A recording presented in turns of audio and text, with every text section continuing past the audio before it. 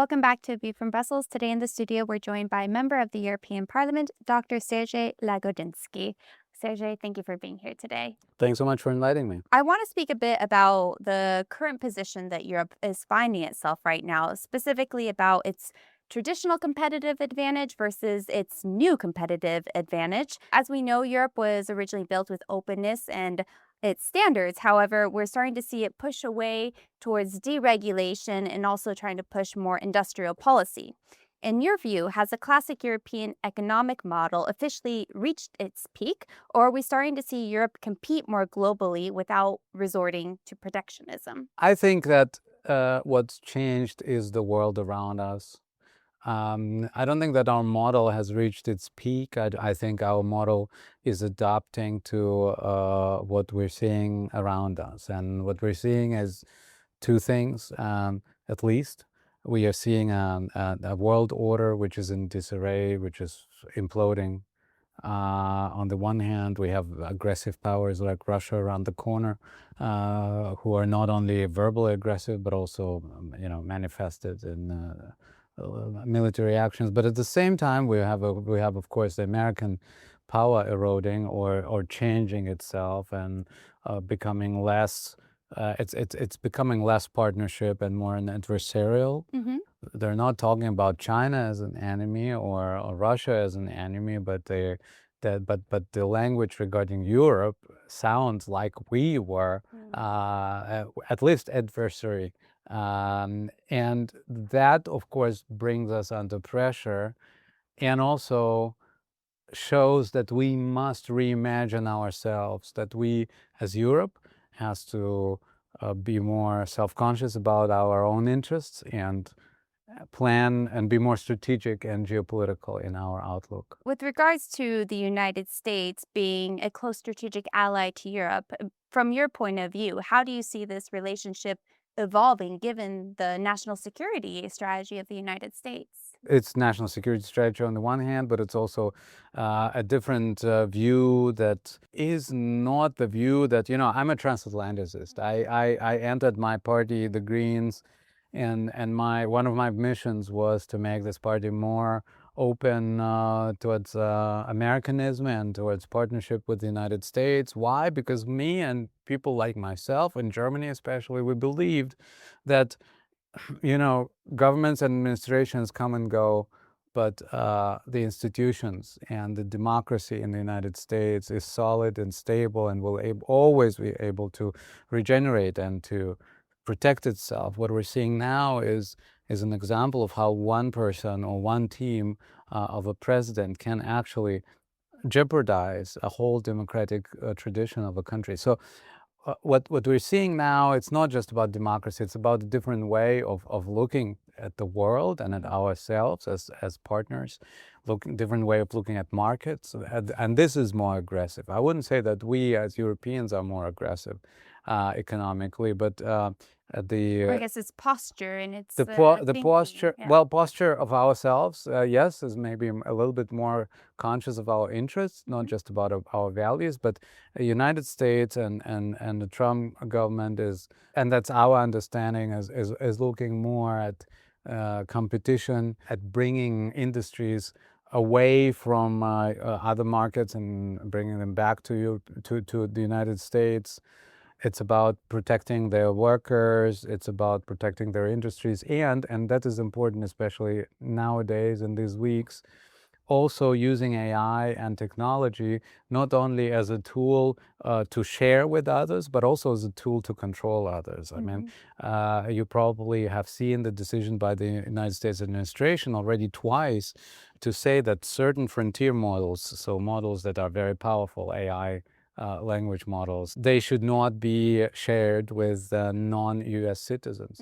And this is, of course, something where any sane and rationally thinking nation or continent like the EU would say, okay, wait a minute, we have to protect ourselves because we don't want to be at the mercy of a president, even of such a big and mighty country as the United States. We want to be able to be sovereign. This is the big debate, the big word now in Brussels, all about sovereignty. And, sometimes it goes a little bit too far. because in a global world and globalized world, and will it or not, this is the globalized world we're living in. But still, I mean, we do need to think about our independency and how far we can determine our destiny ourselves for our constituencies and not for the American president. So what we're seeing now is like a whole remodeling and rethinking of our model from that perspective. Can we secure our supply chains? Can we secure our infrastructure for the future? And this infrastructure is not just energy, but also AI and data. What about the new technologies that are looming at the horizon as kind of economic models, like quantum, for example? We're expecting a quantum act by the Commission here as well. So it is about rethinking our place in this world and rethinking how we can protect ourselves. Would you say it's because the rules have fundamentally changed, or are you seeing perhaps a trickle right now and a fluke, or is this something that's going to be continued? I think the rules are not there. Well, Okay. this is the big Yeah, elaborate. this is the big problem with this U.S. government. The Canadian Prime Minister called it rupture.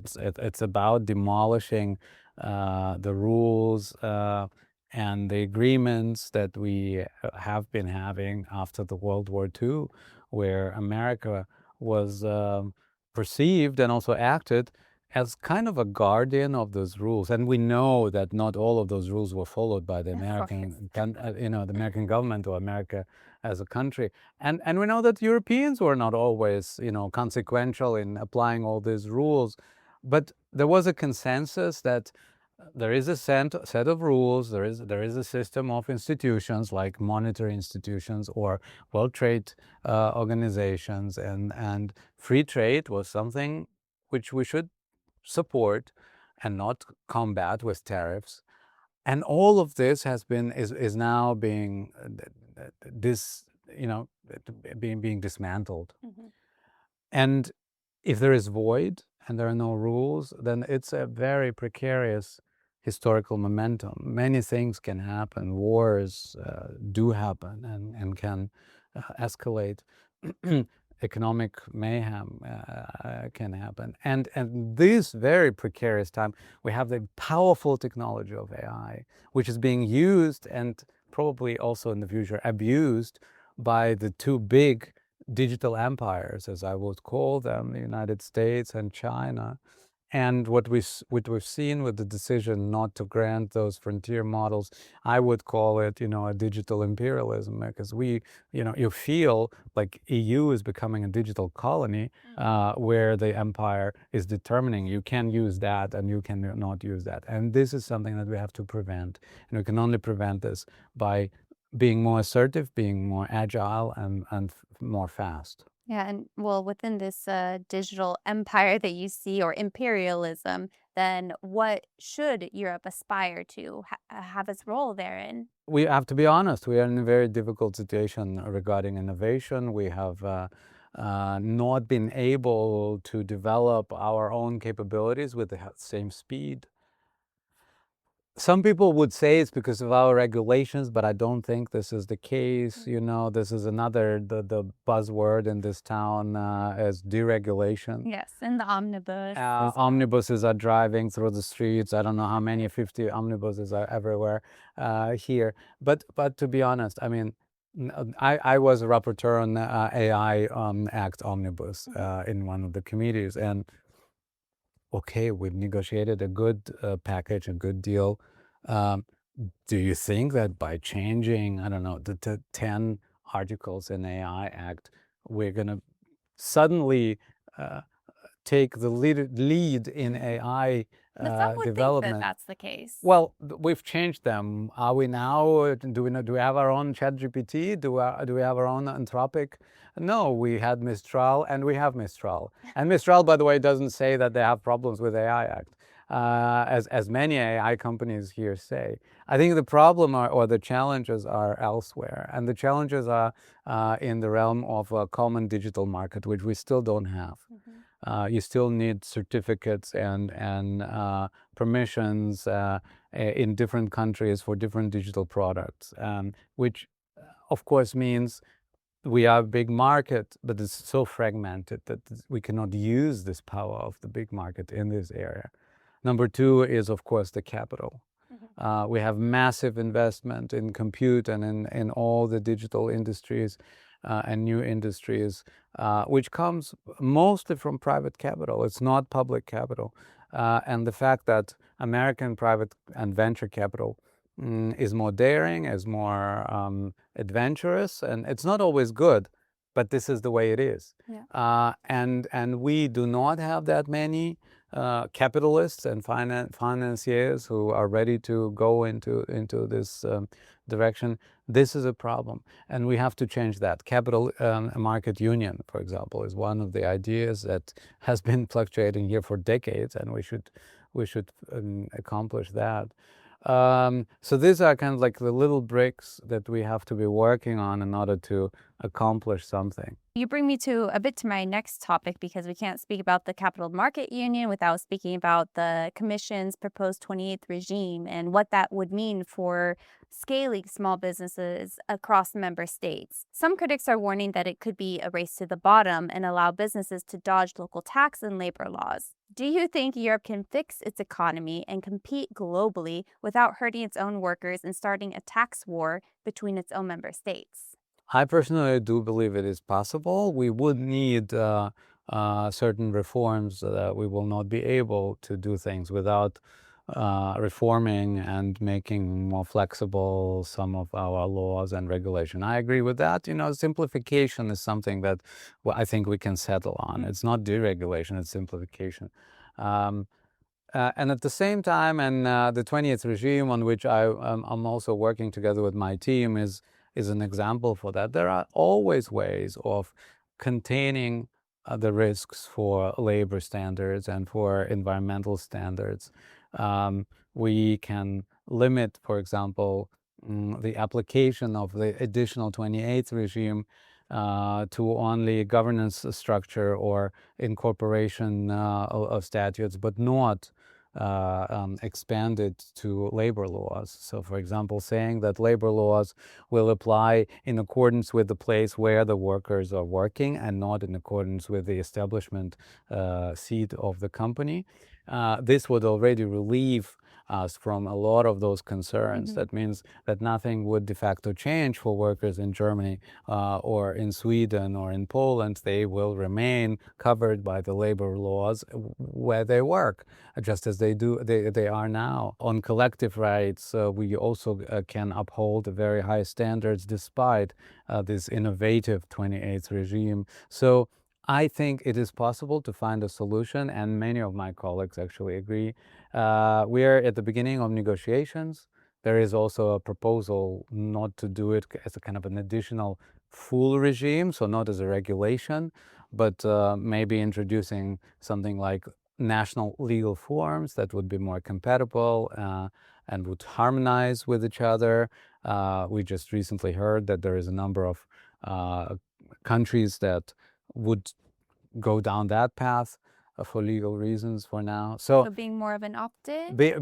Being more of an not having a whole regime in addition to that's why the 28th regime, in addition to the 27th regime that's already there. But in each of the 27th regimes, there will be an ask, an expectation, and an obligation by member states to introduce in each of their national regimes a legal form which would harmonize and kind of play with each other and will be easier to apply cross-border. So, speaking of innovation, it's time also to be disruptive and innovative in legislation as well. And that's why we go down this new path here in this, but also, I negotiate Space Act. We're trying to Europeanize our space industry. We're negotiating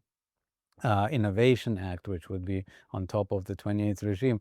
There is a lot going on. And by the way, this is the answer to the people who are saying we need less regulation. Well, even to innovate or to try to reduce fragmentation and make our European markets function better as a kind of a economic power, you need regulation. It's not like a magical stick that we have, and we say, okay, there are no borders anymore. Abracadabra. But on the local level, we see, of course, the effects without thinking of the meta level of what that actually entails. But this is the point. Yeah. And this is kind of this anti-European sentiment that we're having everywhere. On the local level, you have sometimes positive implications of our European regulations or decisions, but nobody says that this is coming from Europe. I mean, look at Orban. You had so much money, European money, that he had been using during his government time, but you didn't see always, and he never referred to this welfare and well-being and prosperity that they had as prosperity that was given by the European Union. To the contrary, all the problems were projected on the European Union. So, and the same with regulation. It depends on how smart the regulation is. I think we need smart regulation and not zero regulation. Well, I do have a random question on the topic of the 28th regime. So, if the EU were to expand, because it's now in different agreements, should it still be called the 28th regime if we get a 28th, 29th member state?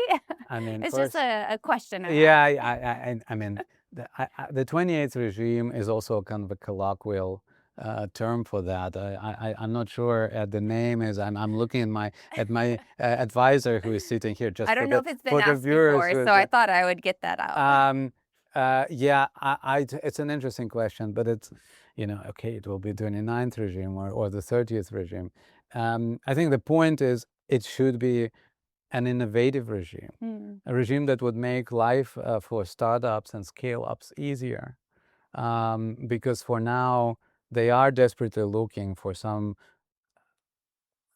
ease, some help and support, being under pressure from across the pond or by the economic problems that we're having. And this could be our contribution to that. I do like your response. I want to speak a little bit more about Europe's hopeful tech giants because, as you know, a lot of them are in the United States as well as in China.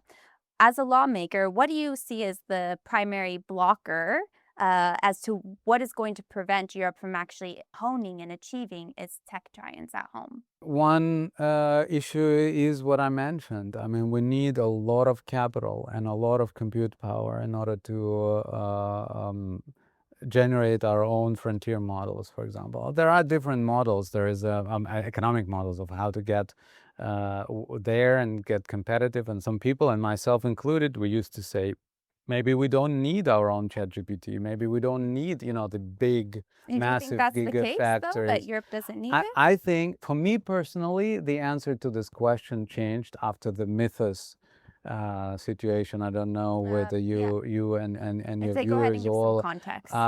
Basically the frontier model, the very powerful model by Anthropic and also now by OpenAI, which is so powerful that it can very easily hack a lot of systems that we thought were safe. It can identify the loopholes in the software, and so it's basically a security threat to any banking system or any health insurance system.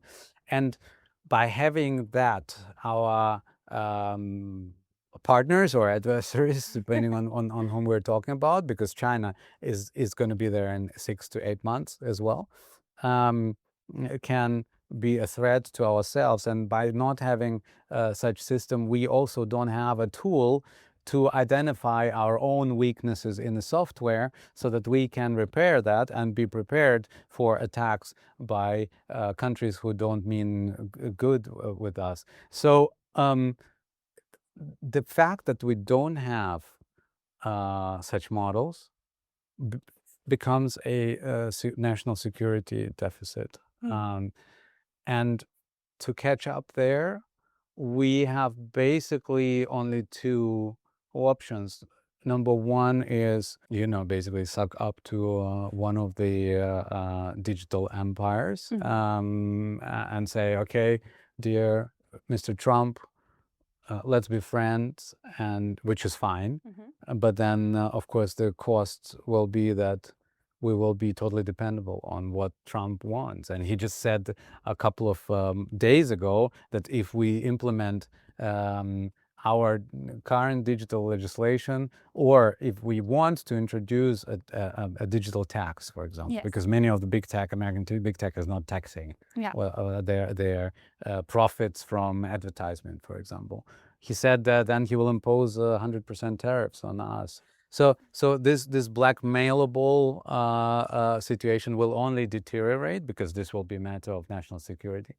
Or the other option would be now to massively invest into our own compute and to do everything in order to get our own capacities. But it will be probably something uncomfortable and problematic, because this would mean more data centers, something that many Americans are protesting against now. It will be about big gigafactories with 100,000 chips, probably NVIDIA chips at the beginning. And then at some point, European chips, when we have those, we don't have that comparable powerful chips. But we will be moving in that direction. And there will be a decision to somehow mitigate those risks without compromising our sovereignty.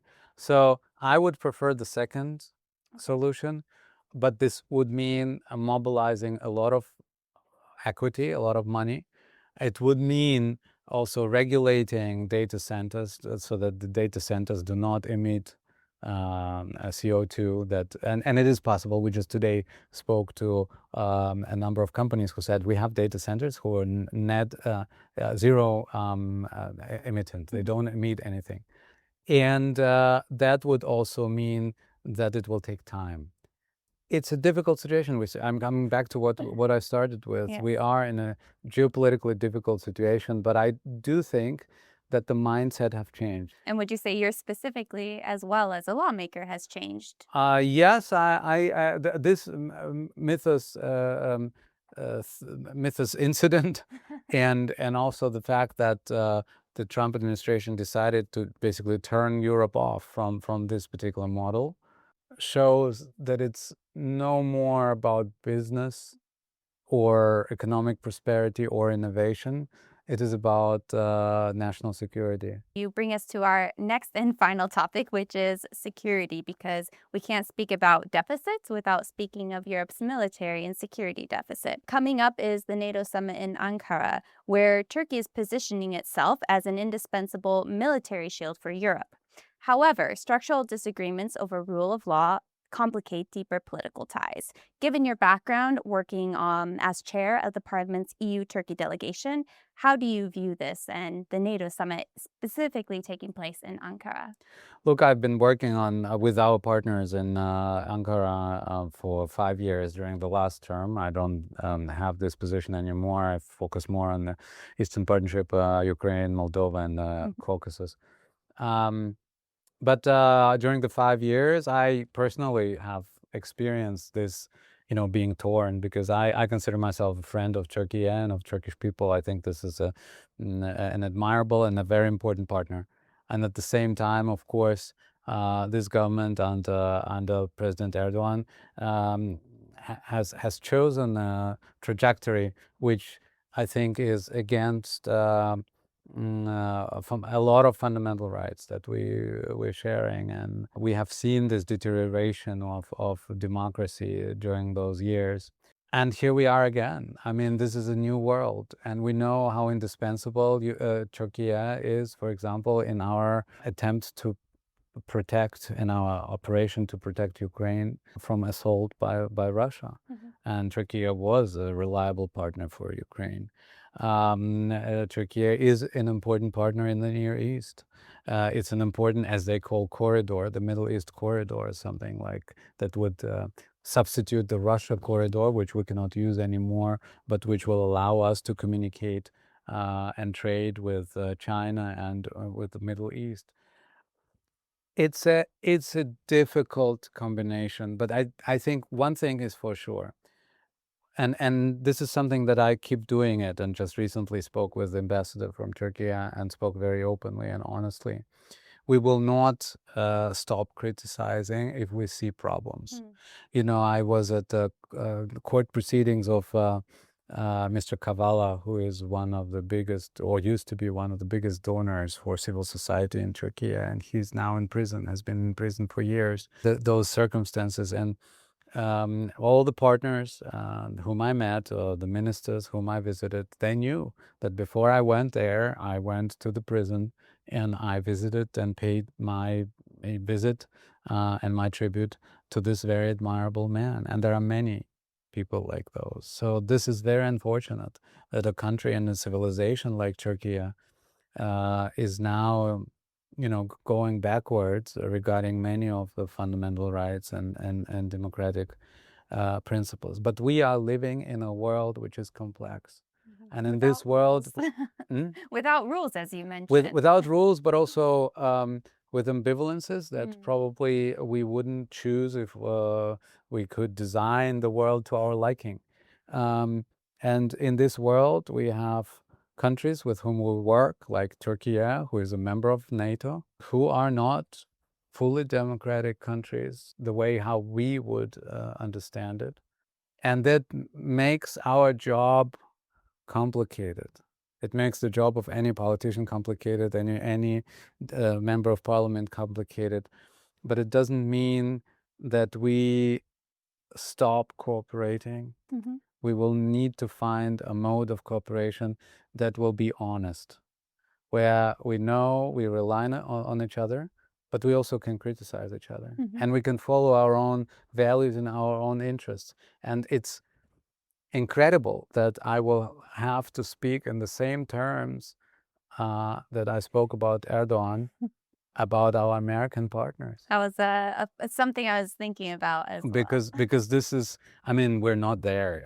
I would never compare the democratic, still the quite democratic and transparent system in the United States with the system in Turkey. However, for example, signaling to our American friends that it is our sovereign right to legislate on our territory, for example, in order to regulate platforms. The fact that the Trump administration and our American partners do not accept that we should be able to do this is something that I would have never imagined just a couple of years ago. And I think that this is something that gives us pause. And this is something, and here we are, back to the beginning of our discussion. This is something that motivates me and us to become more independent, more innovative, more competitive, because this gives us the necessary foundation for being sovereign and staying democracy the way we want to live democracy and not the way someone tells us that we should live it. Thank you very much, Sergey. A great point to end on. It was a pleasure to have you here today. Thanks so much. It was great being here. And thank you to our viewers. See you next time.